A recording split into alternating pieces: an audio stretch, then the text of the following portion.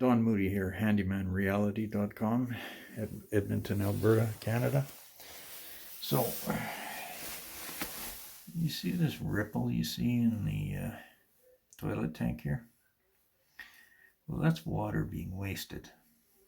And sometimes you'll hear your tank refilling, and sometimes not. So, I noticed that this one's not doing the refilling thing because, well, the fill valve itself is dripping, sort of thing.